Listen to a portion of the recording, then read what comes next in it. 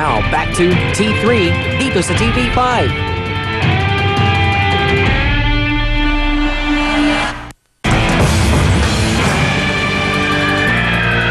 Babala, huwag paloloko. Mag-ingat, magbantay. Modus! Natimbog ang sedula gang ng mahuling isang lalaki na gumagamit ng peking sedula. Kung akala ninyo makakatipid kayo sa paggamit ng peke, mag-isip-isip muna kayo. Dahil pupunitin ng T3 ang modus ninyo. Sedula, isa sa pinagkukunan ng buwis ng ating pamahalaan. Subalit ang mga dorobo, ito rin ang pinagkakikitaan. Sa Treasurer's Office ng Maynila, natimbog ang isang lalaki matapos na makuha sa kanyang ilang peking sedula ng kanyang ginamit pang-renew ng kanyang business permit. Actually, yung admin namin ang nag-scrutinize dyan. Sila yung naka-assign. May mga verification kaming ginawa, accountable form section. Nakita namin talagang peke siya. Nang mag-imbestiga ang pulisya ng Maynila, ikinanta ng suspect ang lugar kung saan niya nabili ang peking sedula. Kilos prontong nagsagawa ng entrapment operation ng mga operatiba.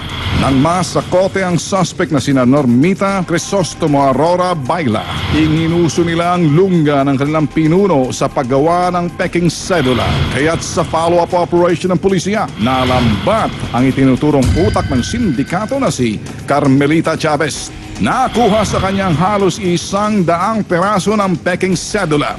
Ang ginasot po natin doon sa tatlong suspect is Article 172, falsification of private individuals, na maaari sila makulong ng hanggang 4 na taon.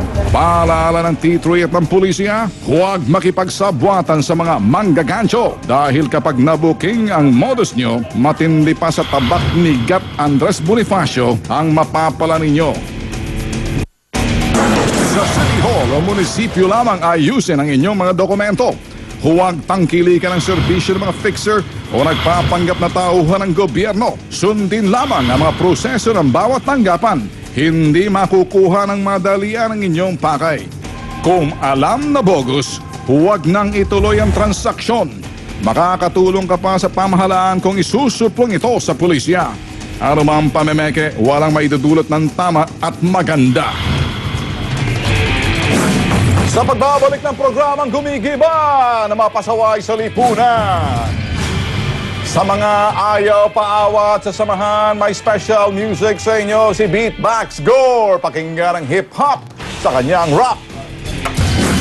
Ang babae dapat ay minamahal, pero isang dalaga imbis na minahal, ginulpi ng malademonyong nobyo. Wala raw takot kasi pamangkin siya ni Mayor. Ano ngayon? Aba, tingnan natin ang kapit mo. Abangan yan live.